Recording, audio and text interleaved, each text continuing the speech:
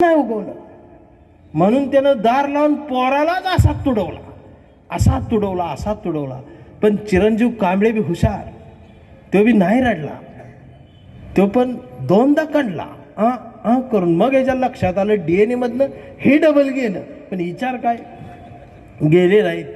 आणि आता कांबळे वेडा झालाय, वेड्यांच्या दवाखान्यात असतो. कांबळे वेड्यासारखं मानवतेच्या घोषणा देतो. कांबळे वेड्यासारखं लोकशाही बचाव म्हणतो. कांबळे वेड्यासारखं संविधान म्हणतो. कांबळे वेड्यासारखं सर्व धर्म समभाव म्हणतो. पण कांबळेच्या एका हातात कुठल्या रंगाची चिंदी नसते. कांबळेच्या हातात या देशाचा तिरंगा आणि मांडीवर संविधान उघडा आहे कांबळेच्या. म्हणून डॉक्टर सुद्धा कांबळेला शॉक देऊन तुडवतायत, पण कांबळे नाही रडत, तो नुसताच कणतोय करून. हा कांबळे जोपर्यंत जिवंत आहे तोपर्यंत चळवळ जिवंत आहे. हा कांबळे जोपर्यंत जिवंत आहे तोपर्यंत आंबेडकर जिवंत आहे. आणि हा कांबळे जोपर्यंत जिवंत आहे तोपर्यंत भारत आणि हा संविधान जिवंतच राहणार आहे.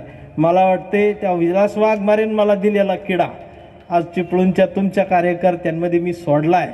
आता कुणाला तो ठेवायचा आणि तो वळवळत ठेवायचा हे सध्या फार महत्त्वाचं आहे. तो वळवळीत ठेवाच, हे चळवळीला तुमची गरज आहे. ते तुम्हाला हे करणार आहे. पुढचा कार्यक्रम आहे पारितोषिक वितरणाचा, पण विषय वेगळं होते. ते आजचा दिवस नेमका कसा आहे तर ते थोडक्यात सांगतो की मी 7वीच्या वर्गात होतो तेव्हा माझ्या वर्गात एक नाना म्हणून विद्यार्थी होता. आणि हा नाना गेल्या 15 वर्षापासून 7वीत नापास होतो. तेव्हा पुढे ढकलायची पद्धत नव्हती, नापास तर नापास. आणि 15 वर्ष नाना 7वीत नापास. त्यामुळे त्याची उंची वाढली होती. वर्गात सगळ्यात मोठा 8 फूट नाना, दाढी आलेली, मिशा पिळालेल्या, त्यात तो पैलवान. पोरं त्याच्या गुडघ्याला, मास्तर कमरेला येत होतं.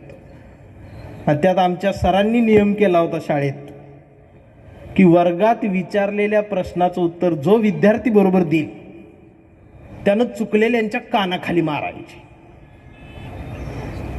यात गंमत अशी झाली, आम्ही अभ्यास करायला लागलो. का तर शिक्षकांचा मार खाल्लेला बरा, पण शेजारच्यांचा का खायचा. आम्ही अभ्यास करायला, पण नानाला काहीच येत नव्हतं. नाना रोज मार खायचा. नाना अडाणीच. एखाद्या पोराचं उत्तर बरोबर आलं की ती उठायचं आणि पहिलं नानाकडे मागं बघायचं. नाना पण गप उभा राहायचं, ये म्हणायचं मार. मग ते पोरगं जायचं, त्याचा हात पोचायचा नाही. मग ती खुर्ची घेऊन उभं राहून नानाला जोरात दणका द्यायचं. नाना सहन करायचं. एवढा रोज नाना मार खायचा, पण कधी शाळा बुडवत नव्हता, कधी सुट्टी घेत नव्हता. रोज अर्धा तास आधी वर्गात हजर. त्याला बघितलं की माझा BP वाढायचा. नाना तू शाळा का सोडत नाहीस, तू कशाला शाळेत येतो, ही पोरं मारतात, सगळी चिडवतात तुला. नाना आमच्या गल्लीतला होता, मला त्याच्याबद्दल आपुलकी होती. तेव्हा नाना मला म्हणायचा एक दिवस तुला कळत. आणि खरोखर एक दिवस असा आला. आमच्या सरांनी एक प्रश्न विचारला, पुस्तकाच्या बाहेरचा होता, की वर्गात विचारलेल्या प्रश्नाचं उत्तर, ते नियम असा होता. त्यामुळं सरांनी प्रश्न विचारला की बायका जे गावाबाहेर धुणं धुतात त्या धुणं धुण्याच्या जाग्याला नेमकं काय म्हणतात. मग आम्ही सांगितलं वडा म्हणतात, वगळ म्हणतात, विहीर म्हणतात, नदी म्हणतात, नाला म्हणतात, डबकं म्हणतात, आड म्हणतात, पोरा म्हणतात, झरा म्हणतात, तळं म्हणतात, तलाव म्हणतात, धबधबा म्हणतात. मास्तर म्हटले चुकतंय. मग सगळ्यात एक जण म्हणला समुद्र म्हणतात. ती म्हटली ती बी चुकलं, सगळ्यांचं चुकलं. आणि मग नाना उभा राहिला. मास्तर म्हटले तू सांग, सगळ्यांचं चुकलंय. नानानं हळूच उत्तर दिलं, म्हटलं त्याला पाणवठा म्हणतात. पाणवठा म्हणतात म्हटल्याबरोबर मास्तरांनी असा हा केला. नानानं बारीक नजर करून विचारलं उत्तर बरोबर आहे काय सर. सरांनी मान हलवली. होय म्हटले, तुझंच आज बरोबर आलंय, सगळ्यात चुकलंय. आणि नानाच्या मेंदूत अशी वीज उमटली. नानाला नियम आठवला, ज्याचं चुकलंय त्याच्या कानाखाली मारायचे आहे. आणि आज नानाचं एकट्याच बरोबर आलंय.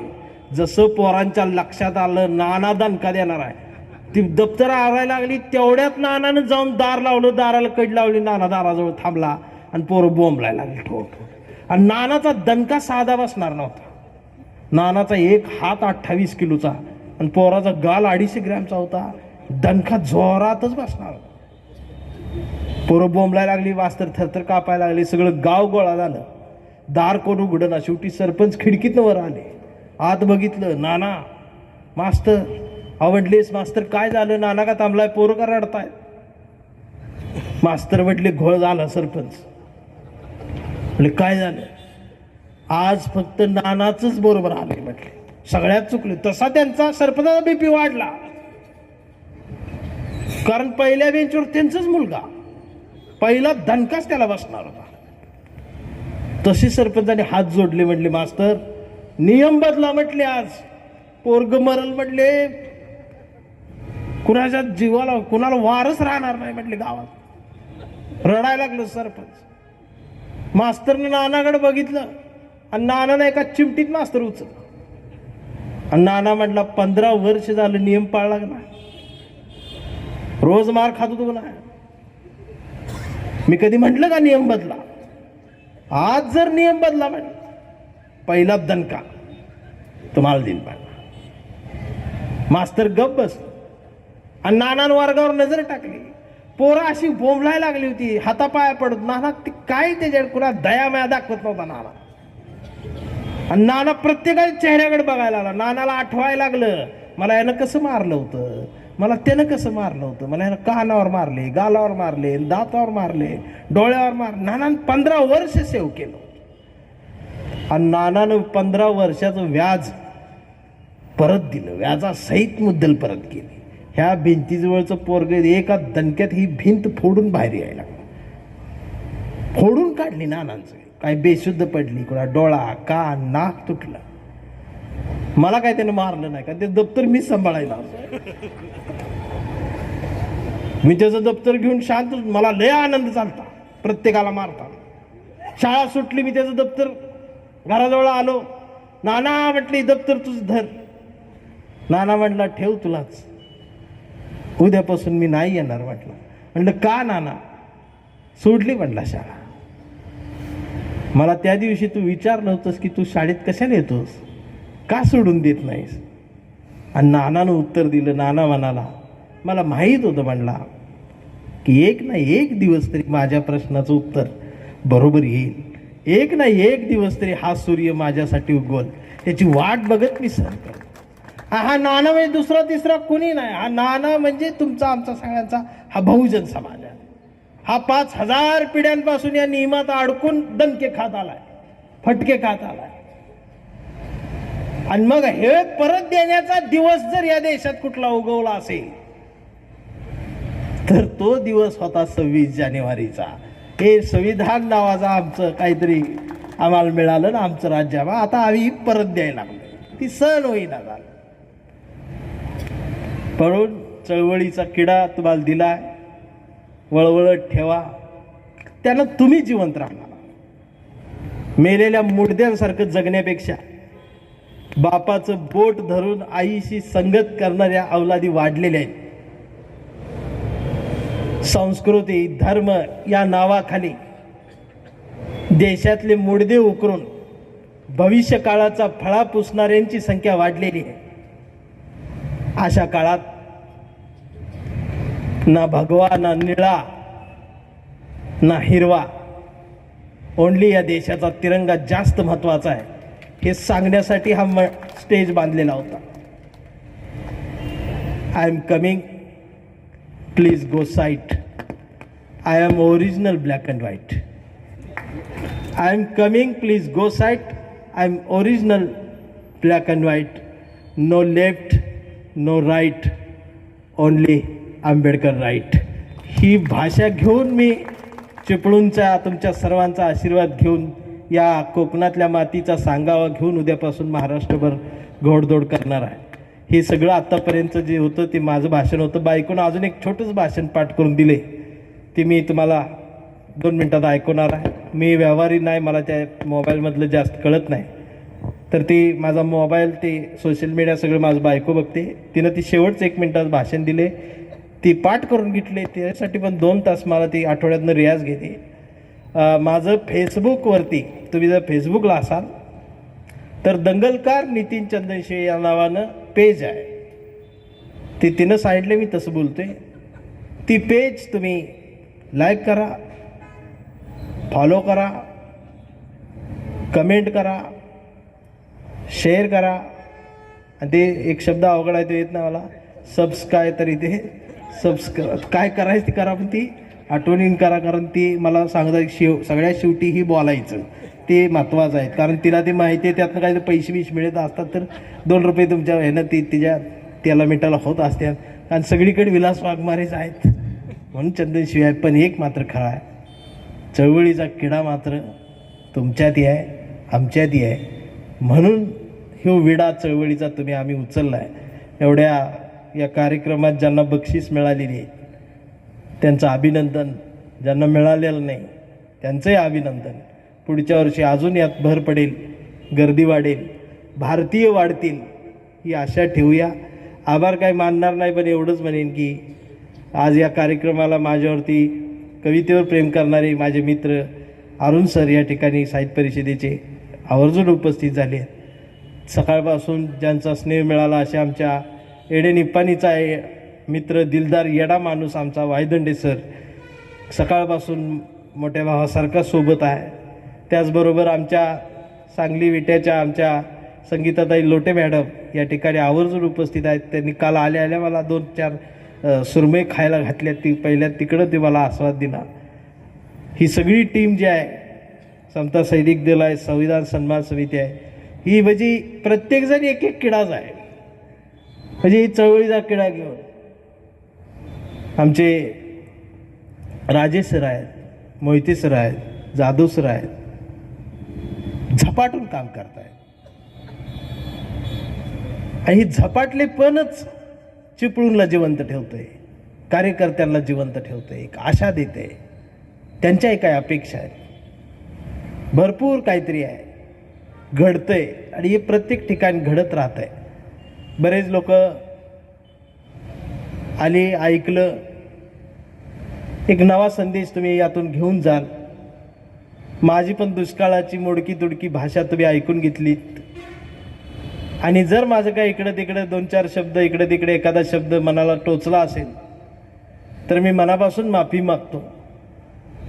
शेवटी तुम्ही दुसरं काय करणार आहे, माफच करणार आहे. तुम्ही थोडीच माझ्या अंगावर येणार, तुमच्या सवयच नाही ना ती.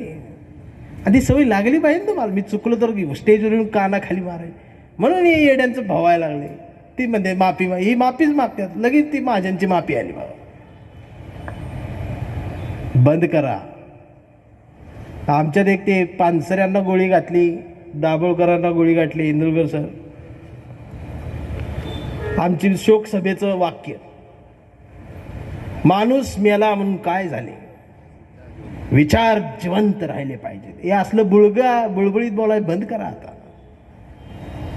माणूसच मेला नाही पाहिजे यासाठी काहीतरी करा, यासाठी मनगट आवडा. ती मारती दिन आम्ही शोकसभा घे, मेणबत्ती पेटव, उद्या मलाही मारतील, घेतील. चंदनशिवे गेला, टाक फेसबुक कमेंट, RPI काय RIP काहीतरी असते ती टाकते. वाढदिवसाची फुलं आम्हाला इकडे, आम्हाला नीट बघून घ्या, जास्त काळ बाहेर नाही, मी आज जाणार आहे. एवढं बोलते म्हणल्यावर टाकणार घ्या आत. पण मी आत गेलो तर तिथे बी आग लावी, एक एक कैद्याच्या तिथल्या किडा सोडीन. मी जिथं जाईल तिथं किडा सोडणार आहे चळवळी. तुम्हाला सांगा, मी भारतीय आहे आणि भारतीय जिवंत राहणं या देशात महत्वाचं आहे. एवढा सुंदर देश आहे माझा, का बिघडवून ठेवायला लागलाय? कशासाठी बिघडवत आहे? शिका, संघटित व्हा, संघर्ष करा. हे आहे ते. कोणतरी पर्ची काढते, चमत्कार धावते, तोंडातनं अंगठी काढते, हातातनं बुका, त्याच्या मागे ही सगळी CCTV आल्यापासून चमत्कार कमी झाले, म्हणून मग ती पर्चीवरचे चमत्कार वाढले. एवढं दरिंद्री जगणं जर तुमच्या आमच्या वाटेल ना, तुम्ही जगू नका रे. आणि ज्यांनी ज्यांनी मतं विकली ना, खरं सांगतो या आठवड्यात मारा तुम्ही, दार लावून फाशी घ्या. तुम्ही नाही जगायच्या लायकीचे. परवा आमच्या इकडे पण निवडणुका झाल्या, मला वाटलं भाषण करून काय उपयोग नाही, म्हणून मी रात्रीच गल्लीच्या बाहेर बसलो, हातात दांडकं घेऊन बन्याला आणि लुंगीवर. हे कोण उमेदवार आला वाटायला फोडूनच काढायचा. विचार करा मी कसा दिसत असेल रात्री 1:30 वाजता. कोणाच धाडच नाही, रात्रभर बसलो, कोण आलं नाही. ताई सकाळ झाली तर दोघ जण लगेच अशी हसत हसत बाहेर उठलो. म्हटलं कोण आलं होतं का रात्रीच? ते म्हटले तुम्ही बसले होते, कोण कशाला येईल? हा म्हटलं मी आहे. म्हटलं कुठला उमेदवार? तर ते एक जण हळूच म्हटलं हे गुगल पे फोन पे झालं. म्हटले काम तुम्ही बसा बोल. लोकशाही संपायचं कशी ती संपायला लागली? पेटलो पाहिजे ना. आम्ही पेटतच नाही. 2 तास मी पेटलो. किती पेटले मला माहित नाही ना. काय काय असतात कापसाच काय करायचं हे बोलते हे जाते. असले काय व्हायला नको. आभार काय मानून उपकाराची भाषा नको. ही आभारांचे भार कशाला, सत्कारांचे हार कशाला. त्याआधी आमचे इंदुलकर सर, इंदुलकर मॅडम सकाळी सगळ्यात सुंदर भारतातला ध्वजारोहणाचा प्रजासत्ताकाचा आज कार्यक्रम कोळकेवाडीत प्रयोगभूमीत झाला. नाही तर दर 26 जानेवारी मी 10 वाजता उठतोय सर. रोज लवकर उठते, पण 26 जानेवारी 15 लवकर उठत नाही. वाटत या नालायकांच्या हातातनं तिरंगा फडकवताना मला भुगच वाटत नाही. 2 वेळा टी व्ही फोडलेत मी.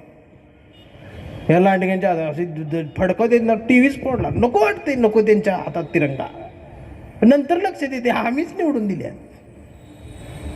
आणि मग ते वाक्य आठवतं, ज्या लायकीची जनता असते त्याच लायकी सरकार असतं. ही ती 2014च्या आधी हीच बॉम्ब होती, आता बी तीच आहे. लोक म्हणतील काँग्रेसचा हे नाही कोणाचा. मी काळा आहे. मी जन्माला आल्यावरच सगळ्यांनी निषेध केला. कोणाला काय भगवं करायचं, हिरवं निळं काय करायचं कर. मी घुसलो काळच होते. माझ्या रंगात कुठला रंग होता तो काळाच होतो. त्याच्यात चॅलेंजच नाही. त्या दोन्हीत काय मिसळ वेगळं होतं, पण मी घुसलो काळाच. आनंदात जगा, माणूस म्हणून जगा. कशाला घेऊन बसलाय झेंडन पिंड?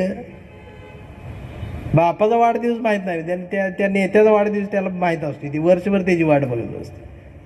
ही परिस्थिती आहे. त्यामुळे सकाळचा प्रजासत्ताक दिन आज वाट्याला दिला, त्यामुळे राजेसरांचे पण मनापासून आभार आहेत. प्रयोगभूमीला कधीतरी भेट द्या सगळ्यांनी. काय चालते बघा तिथं. म्हणून आभारांचे भार कशाला, सत्कारांचे हार कशाला. मनात घरटं बांधूया या भारताचं. या भारताच्या घरट्याला वेगळं दार कशाला. झुळझुळत्या या संविधानाच्या झऱ्याला आपल्याही जगण्याचं पाणी देत राहूया. मिनमिनत्या या पुरुषांच्या चळवळीच्या दिव्याला आपल्याही जगण्याचा उजेड देत राहूया. आणि जोपर्यंत ही चळवळ तुमच्या आमच्या मनाला, जोपर्यंत हे संविधान तुमच्या आमच्या हृदयाला साथ घालील, त्याला आयुष्यभर असाच प्रतिसाद देत राहूया. एवढं बोलून थांबतो. मी जय भीम म्हणेन. तुमचा जय भीम केवढा आहे तेवढ्यावर मी वळकून जाईन की तुमच्यात किडा घुसलाय का नाही घुसलाय. मी हळू बोलीन आता. जय भीम. घुसलाय सांभाळून ठेवा. धन्यवाद.